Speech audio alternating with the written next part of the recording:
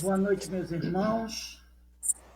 Estamos aqui reunidos na Sociedade de Estudos Espíritas Francisco de Assis, na cidade de Petrópolis, Rio de Janeiro, para dar início à nossa reunião pública das noites de terça-feira, que sempre acontece às 19h40. Hoje estamos recebendo aqui a nossa irmã Carmen, que fará o estudo da noite de hoje. Carmen Matos, da Centro Espírita Bezerra de Menezes, em Vargem Pequena, importante lembrar isso. Então, antes de iniciarmos a nossa reunião, nós vamos pedir ao José Alberto para fazer a leitura do preparo. Livro Ânimo, autor Lorival Lopes. Título: Ânimo para vencer. Por que se sujeitar ao desânimo? Por que desprezar a paz de espírito? Tu tens verdadeiramente as sementes de tudo o que é bom. Dorme dentro de ti as boas ideias, o sentido positivo e o poder de agir. Por isso, eleva-te. Enxerga o sol atrás do monte de tuas criações mentais. Pondera seriamente sobre o significado do que fazes e sobre a finalidade da tua vida. E toma decisões que não prejudiquem ninguém. Adota seriamente em relação às coisas espirituais e antevê uma manhã de luz. De longe, não apenas centímetros à tua frente. Entregue o teu espírito para que Deus faça dele a melhor obra. A luz que está em ti precisa do combustível do teu ânimo. Bem, meus irmãos, vamos buscar elevar o nosso pensamento ao alto, ao Senhor, a Jesus, aos amigos espirituais, primeiramente para louvar o Senhor e para agradecer por todas as bênçãos recebidas. Estamos aqui reunidos na casa de Francisco de Assis para mais uma noite de estudos, de reflexão, de aprendizado. Nesse momento, Senhor, que unimos os nossos pensamentos em prece, te rogamos por acréscimo de misericórdia, a tua atenção, teu amor, teu amparo, teu consolo para todos os irmãos que se encontram em sofrimento. Sejam aqueles que estão doentes, nos hospitais, nos seus lares, em alguma instituição, ou aqueles, Senhor, que estão desencarnando e que muitas vezes se encontram ainda sem ter noção do que está acontecendo, se encontram também em aflição. Que esses irmãos, encarnados e desencarnados, possam ser consolados, esclarecidos, amparados, assim como seus familiares. E que cada um de nós, Senhor, busque se preparar melhor para poder servir ao Mestre Jesus, porque ele tem necessidade de trabalhadores, porque a seara é muito grande, mas poucos são aqueles que verdadeiramente se limitam a servir nessa seara ao lado do Mestre Jesus. Que a tua paz, Senhor, envolva cada um de nós, fortalecendo os nossos espíritos, equilibrando as nossas energias, e que nós possamos, a cada dia que passe, buscar mais os ensinamentos do Mestre Jesus, para promover assim a nossa autotransformação e caminhar em direção ao coração do Senhor. Abençoa-nos, Pai, hoje, agora e sempre. Graças a Deus.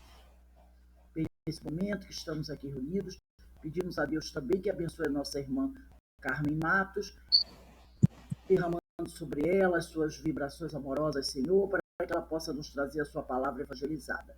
Hoje, o tema da noite da nossa palestra é a desgraça real. Esse tema se encontra no livro Jesus e o Evangelho à luz da psicologia profunda, de Joana de Anjos, psicografia de Valdo Pereira Franco. Então, eu passo a palavra agora à nossa irmã Carmen Matos, que, como eu disse, trabalhadora do Centro Espírita Bezerra de Menezes, em Vargem Pequena, em Jacarepaguá. Carmen, a palavra está com você, que o Senhor te abençoe. Boa noite a todos. É um prazer estar estudando novamente. Estamos juntos, de novo.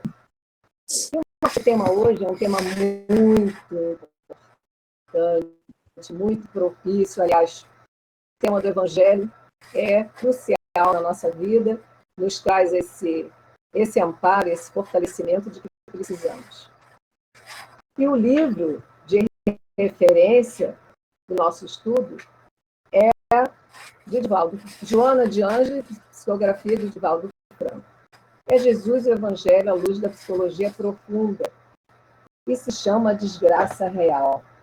E ela faz referência ao capítulo 5, Bem-aventurados aflitos, que está no Evangelho, no item 24, e fala da desgraça real. E já nesse tema, a gente já começa a nossa reflexão. Se existe uma desgraça real, existe uma desgraça que não é real. Ou seja, uma desgraça que nós atribuímos como desgraça, mas ela, na verdade, não significa uma desgraça real. E a gente vai ao Evangelho para a gente colher algumas informações para depois a gente entrar nessa profundidade psicológica de Joana de Anjos. E aí eu vou ler alguns trechos, quem quiser acompanhar, é o capítulo 5º, versículo 24 do Evangelho segundo o Espiritismo. Da nossa Delfina Gerardin. Delfina Gerardin, jornalista, poetisa, escritora, contemporânea de Kardec. E ela traz essa mensagem em 1861. E ela diz assim: toda gente fala da desgraça. Toda gente já a sentiu e julga conhecer-lhe o caráter múltiplo.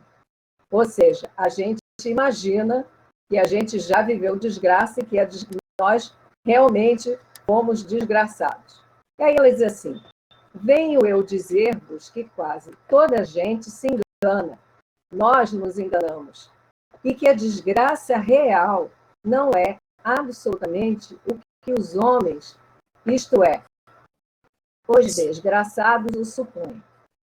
Eles, os homens, nós, a veem na miséria, e aí ela elenca várias situações que nós consideramos como sendo desgraça. Ou seja, a miséria, o fogão sem lume, ou seja, a falta de comida, o credor, as dívidas, no berço de que o anjo sorridente desapareceu, ou seja, as perdas, nas lágrimas, enfim, todas as situações de que nós, no nosso entender, consideramos como desgraça. Aí ela continua: a tudo isso e a muitas coisas, mais se dá o nome de desgraça na linguagem humana. Sim, é desgraça, mas para os que só veem o presente. E aí ela já começa a nos abrir a nossa consciência. Porém, está nas consequências de um fato mais do que no próprio fato. Ou seja, ela está aqui nos esclarecendo que a desgraça nem sempre é o fato em si, mas a consequência desse, ou seja, o que aconteceu após esse fato. Aí ela continua aqui. Dizem-me se um acontecimento considerado ditoso na ocasião, mas que acarreta consequências funestas, não é realmente mais desgraçado do que outro, que a princípio causa viva contrariedade e acaba produzindo o bem. Aí ela explica exatamente essa oração que ela falou anteriormente. Dizei-me a tempestade que vos arranca as árvores, mas que saneia o ar, dissipando os miasmas insalubres que causariam a morte. Não é antes uma felicidade do que uma infelicidade? Assim, para bem apreciarmos o que em realidade é ditoso ou inditoso para o homem, precisamos transportar-nos para além desta vida, porque é lá que as consequências se fazem sentir. Ora, tudo que se chama infelicidade, segundo as acanhadas vistas humanas, cessa com a vida corporal e encontra sua compensação na vida futura. Ou seja, a partir daí, nós já começamos a delinear a questão da desgraça, da oportunidade que muitas vezes vivemos dores, situações difíceis, perdas. Vamos lá atrás e vamos descobrir o porquê desses infortúnios nas nossas vidas, que muitas vezes consideramos como desgraça. E aí a gente vai agora para o livro da Joana de Ângeles, e a gente vai tecer alguns comentários com alguns elementos que ela nos traz. Tá? Eu vou ler alguns parágrafos e a gente vai refletir em cima desses parágrafos. Aí ela diz assim: desgraça é todo acontecimento funesto. E aí ela carrega bastante, né?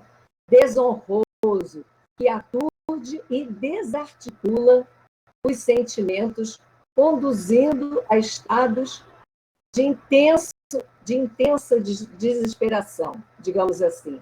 Ela colocou até com outras palavras. Mas, então, situações que nos desarticulam totalmente. E quando eu estava fazendo esse estudo, eu me lembrei de um fato que aconteceu comigo, né? E que me trouxe exatamente, na minha avaliação, esse estado desesperador. Eu estava na rua, né, dirigindo meu carro, e, de repente, um ônibus vem e bate no meu carro de lado. Me dá 2 trancos, ou duas trombadas grandes. E amassou meu carro todo na lateral. E aquilo me enervou demais. Eu me senti aviltada, eu me senti injustiçada, eu me senti desesperada, exatamente como ela está falando aqui. Bom, aí, avaliando essa situação, que me deu o maior trabalho, porque é BO, né? Fazer boletim de ocorrência, o ônibus, eu fui até a empresa do ônibus para, enfim, eu tinha data, a hora, que aquele ônibus não tinha placa, mas eu tinha data, a hora, e eu estava aturdida, eu estava completamente desesperada com essa situação que me aconteceu. Não houve apontamento, eu não sofri nada, enfim, eu estava ilesa, mas eu estava com esse estado que ela chama de estado paroxístico, de intenso desespero. E voltando atrás, resultado. Isso não deu em nada, eu gastei um dinheirão, tive que consertar o carro, ainda foi pior ainda, que eu fiquei mais irritada ainda. Bom, aí avaliando essa situação, né, com o pé no chão, racionalmente, né, eu estava dirigindo o carro, é como se tivesse um piloto automático, mas a minha cabeça estava num outro patamar, numa situação ilusória, de escolhas que naquela época eu precisava fazer, mas estava num momento de ilusão, de deslumbramento, de estado completamente fora da realidade. Eu estava num momento específico da minha vida, eu ia ter que fazer, ia ter que ter uma decisão. E eu só pensava nisso. Resultado, a minha cabeça estava fora daquela situação. Eu estava na ilusão, uma alegria extenuante, alguma coisa assim, fora do chão. Eu estava deslumbrada. E aí, o que aconteceu anteriormente a toda essa situação? O que aconteceu? Tá? Várias pessoas, eu tinha que ter uma decisão, eu tinha que resolver algumas coisas que iam impactar a minha vida toda, e eu estava direcionando para um lado que eu ia fazer a maior burrice da minha vida. Digamos assim. Nada, enfim, eu ia ter decisões equivocadas. E durante um grande período, muitas pessoas chegaram até mim, me aconselhando a resolver desse lado, resolver de outra forma. E aí pessoas que eu nem via há muito tempo ligavam para mim para conversar. E aí, tudo bem, não sei o quê. De repente, tocavam no assunto e me aconselhavam, parentes, abriam eu já era espírita, abri o evangelho, vi uma lição que eu precisava refletir, assisti uma palestra, meu Deus, eu estava assim, todo mundo está contra mim, todo mundo está me levando a decidir uma coisa que eu não quero. porque eu estava com véu na minha frente. Eu estava numa situação de ilusão. E aí, pensando depois, racionalmente, depois que eu levei a batida do carro, eu tive uma sacudida. Gente, o que eu estou fazendo? Eu podia causar um acidente para mim e para outras pessoas. Olha só, nós acabamos de estudar isso no livro do Memórias do Suicida, o quanto que a espiritualidade nos ajuda. Se o anjo guardião da gente não consegue, ele vai até o anjo guardião de outra pessoa para poder falar com a gente. Ele nos empurra. E o que a espiritualidade fez do meu anjo guardião? Fez com que eu batesse com o carro. Ou seja, depois daquele tumulto todo, do dinheiro, de tudo, eu botei a minha cabeça no lugar. Então, muitas vezes, nós nos achamos hoje desgraçados, mas nós somos os agraciados. A chance que a gente tem. As luzes que nos chegam, para a gente poder refletir melhor nessa situação, nesse contexto que nós estamos aqui encarnados para passar pelas experiências, para vivenciar situações para nosso progresso, para o nosso aprimoramento. Como Joana de Ângeles mesmo fala, os diversos renascimentos para o nosso aprimoramento. E aí, a Joana continua aqui. Não somente aquelas situações que a gente chama de desgraça se apresentam trágicos, mas também inúmeros outros que dilaceram o ser íntimo, conspirando contra as aspirações do ideal e do bem, da fraternidade, da harmonia íntima. Quantas vezes a gente se depara com situações que o camarada construiu a casa, está pagando a prestação em 25 meses, 5 meses não, anos, 25 anos, e vem uma chuva torrencial e a casa desaba. Aquela despesa toda, a pessoa não tem onde morar e destruiu tudo. Quantas situações a gente, no nosso olhar de apenas de não olhar de espírito, olhar de corpo, vemos aquilo como uma desgraça. Mas muitas vezes é a oportunidade que a pessoa tem de reparar alguma coisa que aconteceu no passado. E aí eu me lembro daquele caso, que eu não me lembro o livro, e eu acho que é Emmanuel e Chico Xavier, daquela dona de engenho, se alguém souber, depois me sopra aí. A dona de engenho, de uma fazenda grande, ela vai passar um tempo no Rio de Janeiro de férias e deixa a fazenda aos cuidados dos filhos, e um desses rapazes engravida uma escrava. E aí, quando ela chega, se depara com aquela situação, a criança, né, diz, bom, ela vai resolver, como é que ela vai resolver? Ela vai sumir com a escrava. E aí, o que ela faz? Chama o capataz e faz com que a escrava seja jogada no rio. Bom, uma situação. Numa outra reencarnação, a gente sabe que os gestores siderais arrumam as situações porque a gente precisa reparar, né? A gente precisa, não é pagar, não é castigo, é que a gente precisa aprender para a gente não fazer novamente. E aí o que acontece? Essa dona de engenho vem numa situação de miséria, de penúria, como eram os escravos, né? Os seus escravos. Ela vem numa situação muito difícil, com os filhos, e numa torrente, numa chuva, ela é levada pela chuva e morre afogada. E aí a gente vê essa situação que a gente encara como uma desgraça, mas é um reajuste, é uma reparação daquilo que a gente provocou. E aí a gente continua, Joana continua. Há, no entanto, desgraças e desgraças. As primeiras são as que irrompem desarticulando a emoção e desestruturando a existência física e moral da criatura, que não raro sucumbe ante a sua presença. E aquelas outras, que não são identificadas por se constituírem consequências de atos infelizes, arquitetados por quem ora lhes padece os efeitos danosos. E aí vamos para a primeira e depois a gente vai para a segunda questão que ela coloca aqui. E aí outro exemplo. Eu gosto muito de exemplo. Aí outro exemplo.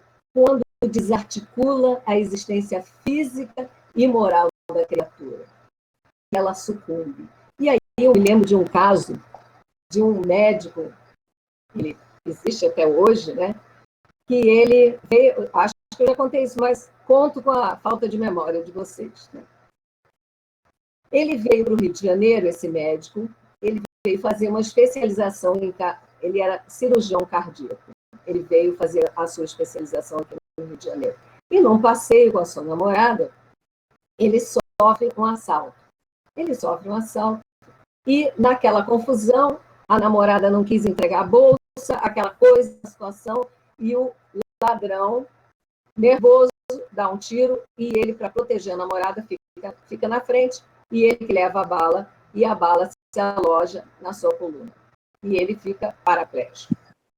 Esse rapaz, um rapaz esportista, um rapaz que jogava vôlei, ele jogava basquete, uma pessoa ativa, uma pessoa dinâmica, preocupada com o corpo, com a imagem, com o conhecimento, com o seu progresso intelectual, progresso físico, e se vê nessa situação sem poder andar. E aí ele fica, isso é verdade, ele fica 1 ano em depressão, 1 ano sem sair de casa, porque ele não aceitava a situação, não conseguia lidar com isso. E aí a gente pensa, né? E aí? Quem é o desgraçado? É o assaltante? Ou é a pessoa que está passando pela consequência? E aí, depois de 1 ano, esse rapaz resolve despertar. Ele resolveu ressignificar a sua vida. Ele resolveu aceitar. Não tem outro jeito, então eu vou aceitar a minha vida, eu vou fazer o melhor que eu puder. E aí, ele se torna a pessoa que trouxe o esporte, voleibol, basquetebol para cadeirantes, ele trouxe para o Brasil, ele foi responsável, e ele, ao invés de ser um cirurgião cardíaco, ele se torna o melhor patologista do Brasil, esse rapaz. Ou seja, ele ressignificou a sua vida. Exatamente como ela fala, sucumbe, né, a essa existência física e moral da criatura, mas o que faz? Aí, se a gente pudesse olhar para trás, né, e olhar, de alguma forma, esse rapaz está reavendo questões de uma outra existência. Né? Com certeza. E aí, uma vez perguntaram na entrevista como é que ele via a vida dele depois do tiro, porque ele fez tanta coisa, ele fez muito mais do que ele faria se ele não tivesse levado o tiro. E aí, nessa entrevista, ele diz que ele não agradecia o tiro que ele levou, mas que ele reconhece o quanto que ele fez depois de ter sido atingido por aquele tiro. E aí a gente traz para a nossa vida, essa nossa existência, questões que muitas vezes nós nos achamos os desgraçados, nós achamos as piores da criatura, que Deus cochilou porque não está prestando atenção nas penúrias, nos problemas que a gente está passando. E porque aí a gente vê as situações que a gente precisa ressignificar. E no outro caso, né, que ela fala assim, e outras que não são identificadas por se constituírem consequências de atos infelizes, como no caso do assaltante, né, mas que são arquitetados pelas próprias pessoas. Por exemplo, em janeiro, acho que foi janeiro desse ano, um ciclista foi atropelado por um oficial bombeiro às 4 horas da manhã. Esse oficial bombeiro estava alcoolizado e dirigia em alta velocidade. Ou seja, ele causou aquela situação pelos seus próprios atos, né? Então, quem é o desgraçado? Aquele que faleceu em virtude dos malfeitos ou aquele que vai levar esse peso durante a existência física aqui e, quem sabe, numa outra existência? Então, que a gente possa analisar direito quem é o desgraçado. Porque logo a gente pensa na pessoa que morreu, que desencarnou, que se acidentou. Mas a gente tem que olhar com esse olhar de espírito.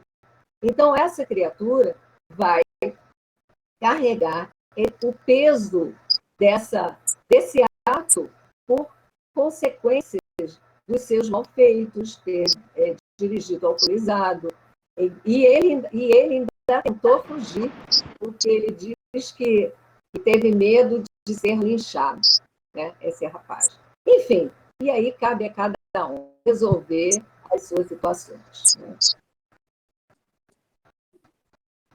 Há ocorrências, fala Joana, que são enriquecedoras por um momento, trazendo alegrias e benesses, para logo depois se converterem em tormentos e sombras, escassez e loucura. Para como a nossa vida, isso que ela fala aqui, a certeza que nós temos que ter é da impermanência. Nada é permanente na nossa vida. A gente toma até um susto quando as coisas estão indo bem, né? Nossa, tá tudo calmo, não tem problema com ninguém. Gente, a nossa vida é impermanência. São situações altos e baixos, né? São as vicissitudes, como fala muito no Evangelho. Hoje a gente está assim, alegrinha, daqui a pouco a gente está triste, daqui a pouco a gente está alegrinha.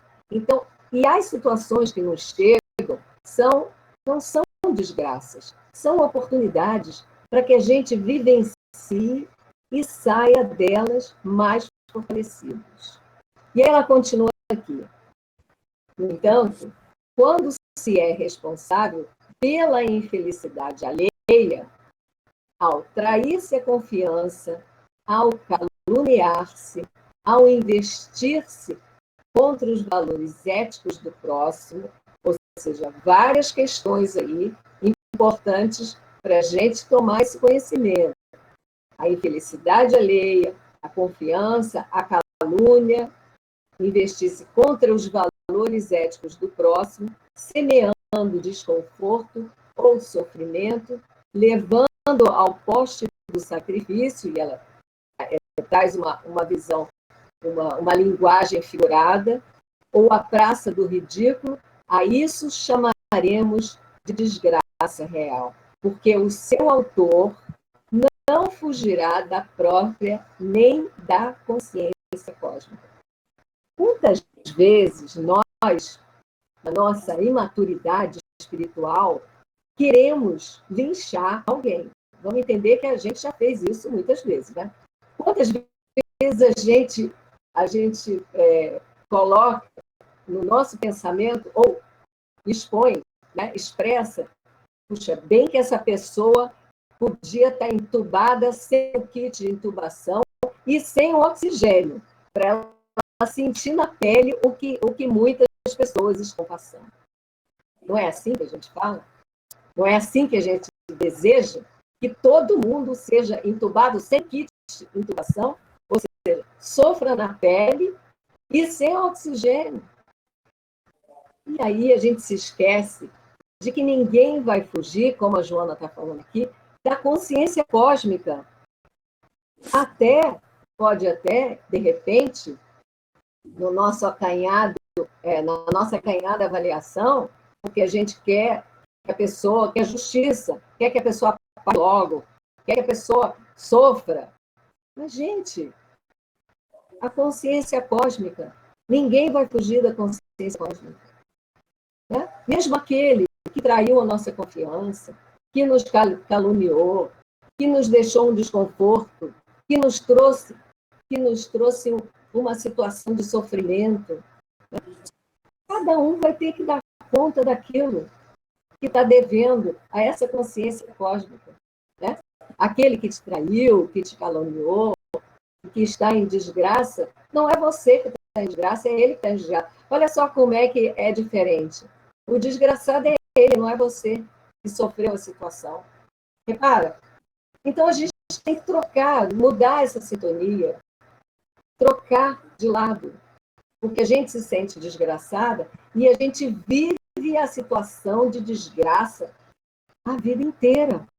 A gente carrega, muitas vezes, a situação porque traiu, porque enganou. Gente, vira a sintonia. Né? Troca de lado, como o rapaz fala, não, ressignifica. Né? Deixa cada um com o seu pacote. Vamos ficar com o nosso. Sem mágoa, sem ressentimento. Ah, mas eu deixei a minha vida, eu renunciei a tanta coisa. Sim, mas naquele momento era importante. Depois acabou. Olha o apego às situações, às pessoas. A gente precisa ressignificar as nossas vidas. Né? Porque muitas vezes, aquele que a gente diz que traiu, que enganou, que nos fez, como ela fala, nos colocou no ridículo, a praça do ridículo, né? Enfim, muitas vezes a pessoa quer ser honesta conosco, quer dizer a verdade, mas a gente não quer aceitar. A gente quer viver numa ilusão, numa situação confortável para a gente. E aí eu vou trazer um fato que aconteceu, né, que eu acho que é importante, quando a Joana nos coloca que muitos infortúnios de hoje são bênçãos pelo que resultarão mais tarde, favorecendo com paz e recuperação o déspota e infrator de ontem em processo de recuperação do mal praticado. Vou repetir. Muitos infortúnios de hoje são bênçãos pelo que resultarão mais tarde, favorecendo com paz e recuperação o déspota e infrator de ontem em processo de recuperação do mal praticado. O que ela está falando aqui para a gente? Olha, todo mundo é capaz de se recuperar. E aquela história de bandido bom é bandido morto, a gente nem sempre está falando, mas está pensando. A gente quer botar todo mundo atrás das grades, né? Ou na cadeira elétrica. Né? Então, quantas vezes a gente não acredita na recuperação das pessoas? Quantas vezes a gente não acredita que a pessoa vai sair daquela situação e pode se recuperar? Né? Na memória do suicida tem vários exemplos. Né? Então, eu trago para a gente um fato que, para mim, é muito marcante, que é no livro Memórias do Padre Germano. Eu adoro esse livro, da Amália Soler. E tem um capítulo aí, que eu acho que é o Embuçado. Esse mesmo. Vou resumir muito, né? Mas é só para a gente entender essa questão daí. Padre Germano era aquele padre amoroso, aquele padre que via, enxergava dentro de cada um o Deus que existe dentro de nós. E Padre Germano, no momento, nesse episódio que conta, né, que a Amália conta, ele se depara com o oficial, com o capitão, com os guardas, chegando na sua paróquia, né, na sua pequena paróquia, e procurando um assassino que tinha fugido da prisão. E aí, eles preocupados, porque é um assassino sanguinário, e não sei o quê, e aquela coisa toda, aquele movimento todo, e eles procuraram aquele local, e como era um local de muitas cavernas, de muitas montanhas, ele pede ao cachorro, ao cão do padre Germano, que se chama Sultão, que esse sultão era mais gente do que muita gente, né? Porque só pelo olhar do padre Germano, ele já sabia o que o padre Germano queria. E o capitão pede emprestado o cachorro para que ele ajudasse na busca. E no final do dia, o capitão chega muito triste porque não achou o assassino e muito menos o cachorro que acabou fugindo e não voltou com eles. Bom, resultado. Esse cachorro, ele depois que ele sai, esse cachorro chega e leva o padre Germano até o local onde está o assassino. E a partir desse momento, ele começa a conversar com o assassino, e ele sabe da história, e aí é muito bom de ler, que vocês tenham esse estímulo para ler esse livro, principalmente essa história, e que aí ele começa a conversar com ele, começa a ver naquele indivíduo, naquele assassino dito sanguinário, aquela essência divina de todos nós. E aí, depois de muito tempo, ele dá uma chance para esse rapaz, né, constituir uma nova vida num outro país, então coloca ele vestido de padre, enfim, toda aquela situação. Ou seja, o que nos diz aqui é exatamente isso que Joana de Ângeles está nos falando, que aquele que pecou, vamos dizer assim, aquele que teve um mal feito, ele pode ter a chance de se recuperar, a recuperação do mal praticado. Ou seja, vai e não peques mais. E aí a Joana continua. Sobre outro aspecto, o prazer gerado na insensatez, os ganhos desonestos. Olha, eu não estou falando de noticiário, não. É Joana de Ângeles, hein? Não é o nosso noticiário aqui de todo dia, não. O prazer gerado na insensatez, os ganhos desonestos, as posições de relevo que se fixam no padecimento de outras vidas, o triunfo que resulta de circunstâncias mais para outrem, os tesouros acumulados sobre a miséria alheia, os sorrisos da embriaguez dos sentidos, os desperdícios e abuso ante tanta miséria, constituem fatores propiciadores de dolorosos efeitos.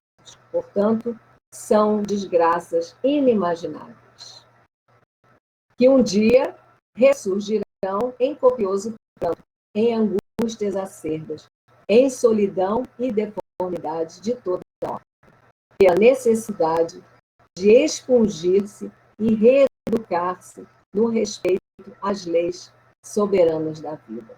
Então, minha gente, a gente só pode dizer: vão com Deus, políticos, porque a casa de vocês vai cair um dia. E a gente vai estar aqui orando por vocês. Porque essas são as desgraças reais, aquelas que a gente faz com que outros sofram, né? Os malfeitos, as canetadas, o orgulho, a vaidade. Nós estaremos olhando.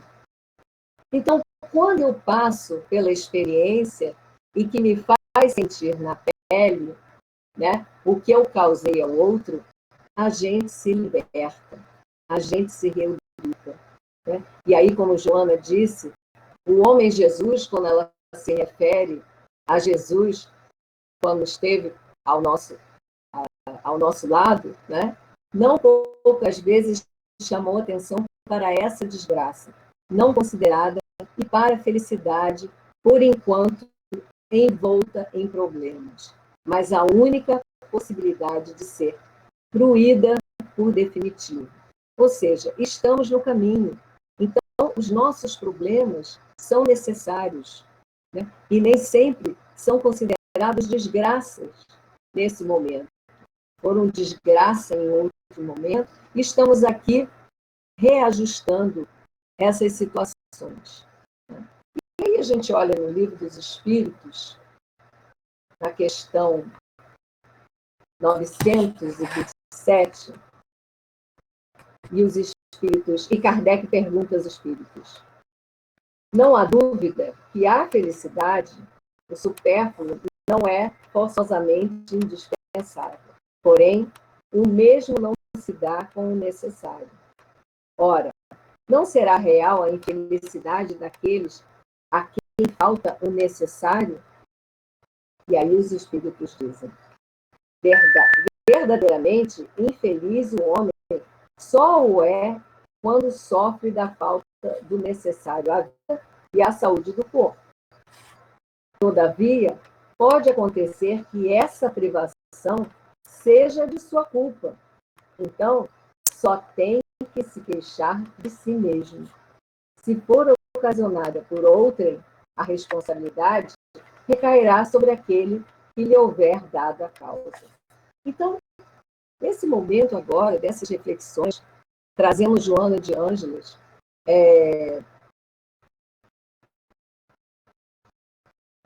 nos ajudando a enxergar a nossa vida de uma outra forma, sobre um outro prisma, né? Nos fortalecendo, nos mostrando a necessidade de passarmos pelas dificuldades, pelos perrengues que a vida nos propõe, mas que são necessários para a nossa existência. E aí a gente continua aqui com Joana de Ângeles, quando ela fala da questão do Jesus terapeuta. Jesus terapeuta sabia-o e por isso participava, sentia, compartilhava, convivia, discutia, escutava a dor de todos quantos dele se acercavam. Nunca os impediu, nem mesmo as criancinhas bulhentas e irresponsáveis na sua infantilidade, abrindo braços para recebê-las, por entender que muitas negativas e atitudes rudes para com essas transformam-se em vigorosos traumas que surgirão no futuro.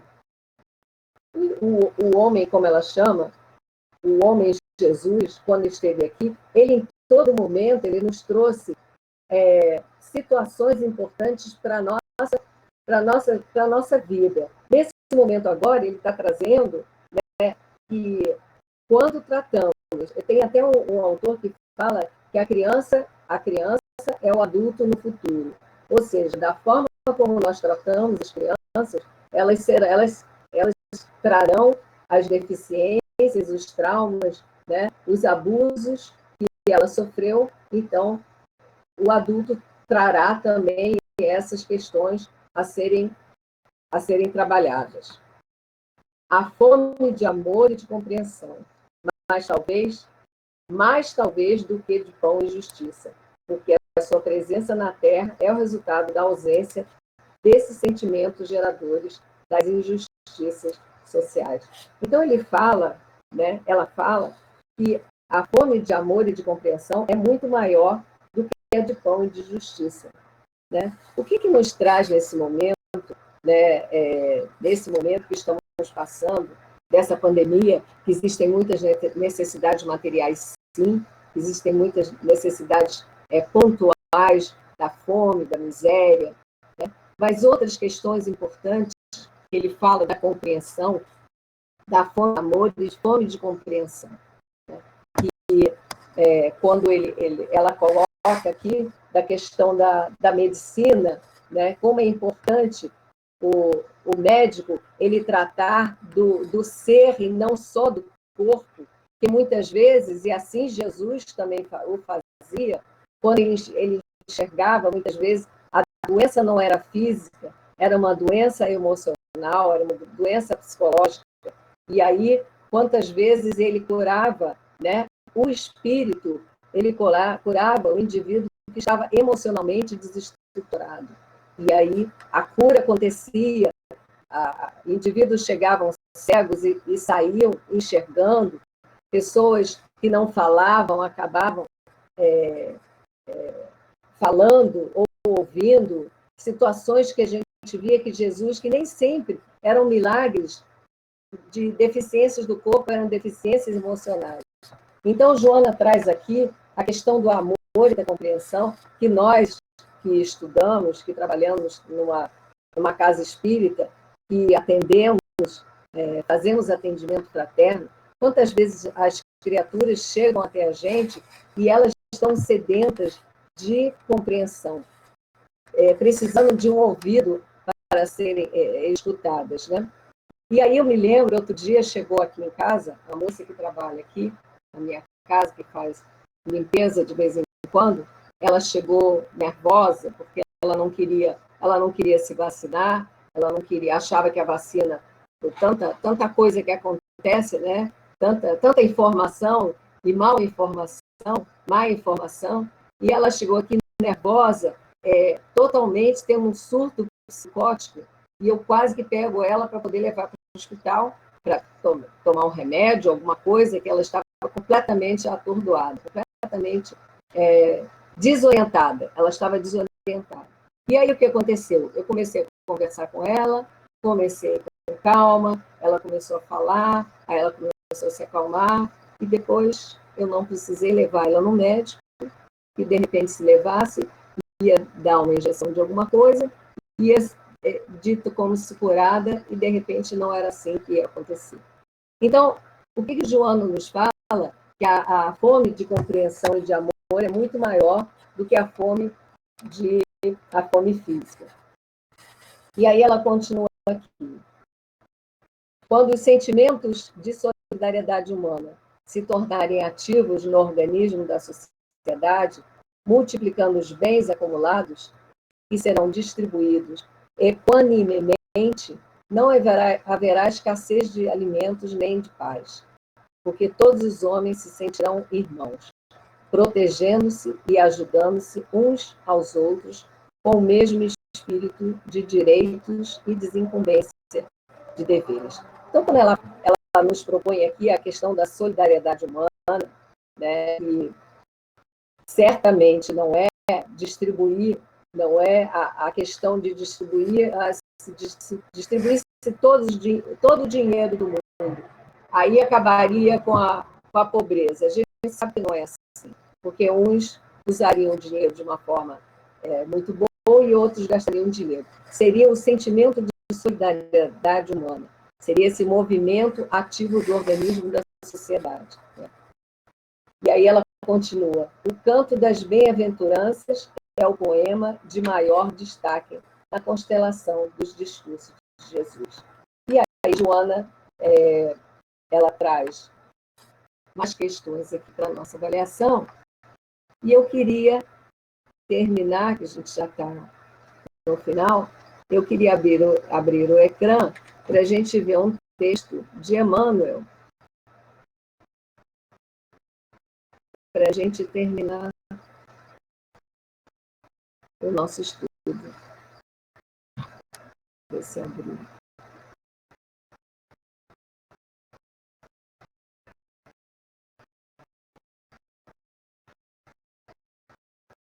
Abriu, Rose? Abriu, Rose? Abriu sim. Abriu? Abriu sim. Tá ótimo. Então, vamos ler. Vamos ler. Então, esse texto está no livro Reformador, de agosto de 1967. E Emmanuel nos traz a reflexão a partir da segunda carta aos Coríntios. Por que andamos, não é porquê de pergunta, é porquê de afirmativa. Por que andamos por fé e não por visão. E aí Emmanuel nos alerta aqui. Terás conhecido horas inolvidáveis de alegria e de paz, junto dos seres queridos, na exaltação da aventura doméstica. No entanto, é possível tenhas o coração defrontado por amargas crises de provação, com as quais não contavas. Esse é o dia de tua fé no poder da paciência. No círculo de tuas experiências mais nobres, conseguiste amontoar muitos anos de ação pacífica, sob o respeito e a simpatia de quantos te compartilham a caminhada terrestre. Contudo, é provável apareçam dificuldades a te ensobrarem os quadros de serviço, atraindo a crítica impiedosa, e sofres com isso, qual se estivesses varando chuva de fogo. Esse dia de tua fé no poder do trabalho. Por tempo determinado, cumpriste austeramente os deveres que a vida te assinalou, angariando acatamento e carinho em derredor do teu nome. Mas é possível que a inveja e o despeito te arremessem lodo sobre a existência, torturando-te a sensibilidade. Esse é o dia de tua fé no poder do perdão. Acolheste os entes queridos que te reconfortam a alma por riquezas eternas, oferecendo às vezes a própria vida para que nada lhes falte de bom e belo a sustentação. Entretanto, talvez encontres a ventania da incompreensão pela frente, arrancando-te muitos deles ao escrínio do afeto, qual se eles, os entes amados, te viessem a ferir com punhaladas e ingratidão. Esse é o dia de tua fé no poder do amor. A cultura da fé positiva, sem dúvida, qual acontece a cultura da inteligência, não se adquire por osmose. Há que ser aprendida, exercitada, sofrida, assimilada e consolidada, a pouco e pouco. Abençoa, pois, os teus dias de prova e de aflição, porquanto, através deles, obterás a confiança perfeita em Deus, entendendo, por fim, toda a significação da sentença do apóstolo Paulo. Andamos por fé e não por visão. Emmanuel.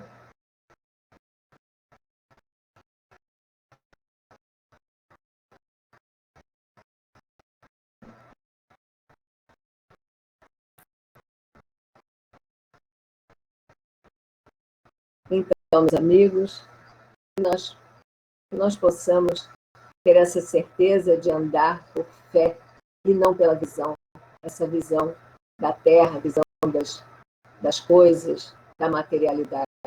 Nós tenhamos a certeza de que temos esse nosso Pai no nosso coração, que está conosco, que entende a nossa necessidade e a reparação dos nossos débitos do passado, que efetivamente é quando nós vamos conseguir nos melhorar, através das nossas provas, das nossas dificuldades que aparecem na nossa vida sempre, e que tenhamos certeza que é aprendizado, não é para nos castigar, não é implicância, é porque a gente precisa mesmo, né? E o conceito de aprendizagem é mudança de comportamento. Só aprende, né, quem mudou o comportamento. E é assim que a gente precisa entender na nossa vida, e quando a gente muda o comportamento, realmente a gente tem esse aprendizado e a gente não vai errar mais, a gente não vai fazer aquilo que a gente já fez. E quando a gente fala dos nossos políticos, né, dessa pandemia que está muito evidente, está transbordando nas nossas mentes, com certeza, em algum momento, fizemos dessa forma e erramos também. E que hoje nós já aprendemos, então já temos esse olhar de compaixão, já temos esse olhar de compreensão do quanto isso é danoso para nós e para a sociedade. Então, que esse estudo de Joana de Ângeles, que nos fala da desgraça real, que a gente possa entender a desgraça na nossa vida como consequência, às vezes, de atos do passado. Que a gente possa sempre refletir e entender que não estamos sós, que estamos acompanhados. Temos esses amigos espirituais que são incansáveis. Eles, às vezes, tem um estudo, que eles, às vezes, eles saem um pouco e pedem para um outro anjo para ficar do lado, porque não aguenta, que é tanta bobagem que a gente faz, né? Que eles acabam de, pelo amor de Deus. Mas é assim mesmo, né? Que a gente possa ter muita gratidão a Deus, muita gratidão a esses amigos que nos acompanham, que estão conosco, que não desistem de nós, que escolheram nos acompanhar, esse nosso anjo guardião, esse nosso protetor, e os outros espíritos amigos que estão conosco, que nos fazem, nos inspiram, né? Nos trazem o caminho certo para que a gente possa não cair novamente. Que Jesus possa abençoar todos nós aqui, abençoar nossas famílias, abençoar a todos esses amigos que estão passando por muita dificuldade em virtude da doença, em virtude da falta física, material, que eles possam receber essa força, essa energia para ressignificarem suas vidas e transformarem esse momento dessa reencarnação como um momento de luz e de oportunidade de crescimento. Obrigada a todos. Agradecemos a nossa irmã Carmen por suas palavras, por seu estudo e suas reflexões. Que possamos todos nós pensarmos sobre tudo isso, não é? Colocando em prática, acima de tudo, esses ensinos da nossa irmã Joana de Anjos. Então, para encerrarmos o nosso estudo de hoje, amanhã estaremos de volta, teremos às 18h30 o nosso estudo do Evangelho, que será feito pela Rosângela. Eu vou pedir a Rosângela mesmo para fazer a nossa prece de encerramento.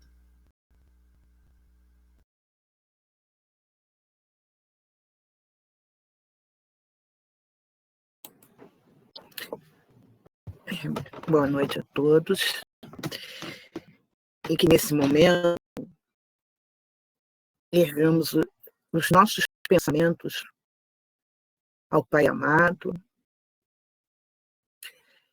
Em primeiro lugar, agradecendo por tantas bênçãos que temos recebido, que recebemos neste dia, que está a findar.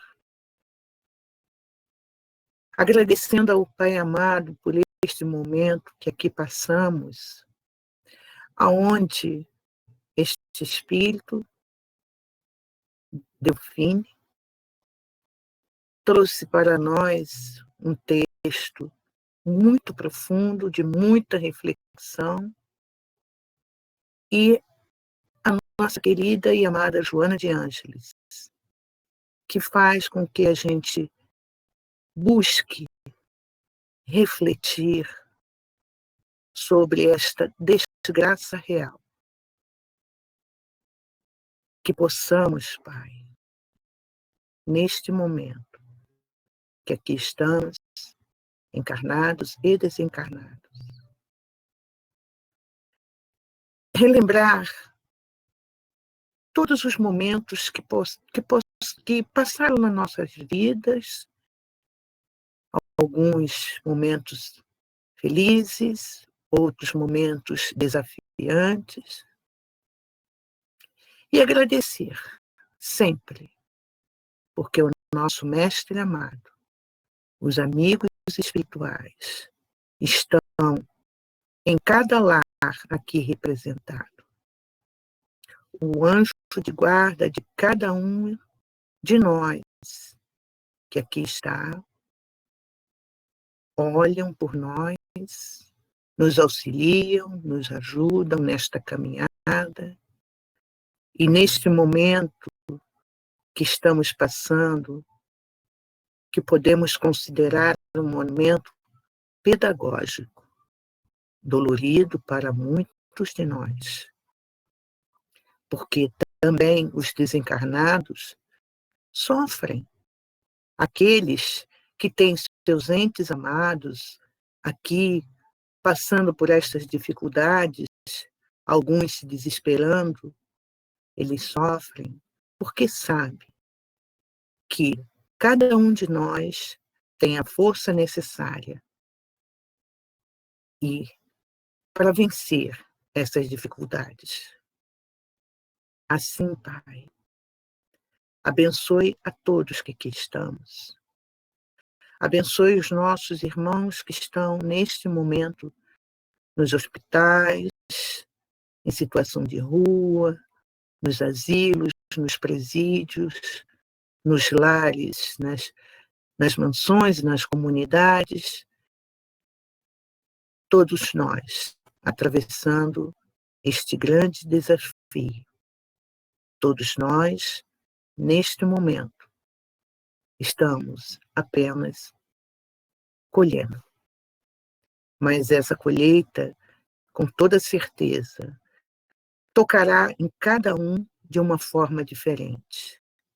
alguns talvez revoltosos, outros apáticos, outros meditando e buscando aprender, ressignificar, como foi dito pela companheira, todo esse processo. Assim, Pai, te agradecemos. Que possamos ter uma noite de luz, de paz, de esperança e de muita reflexão.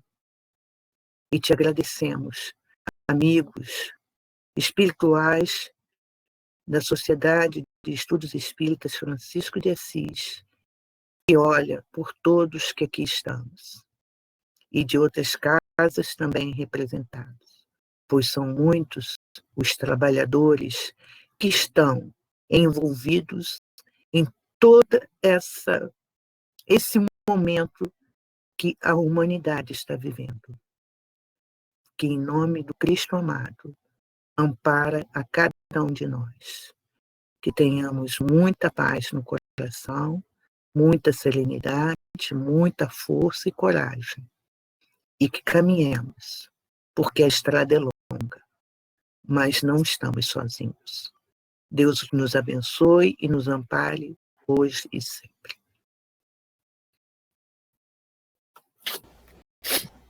Agradecemos a Rosângela pela sua prece.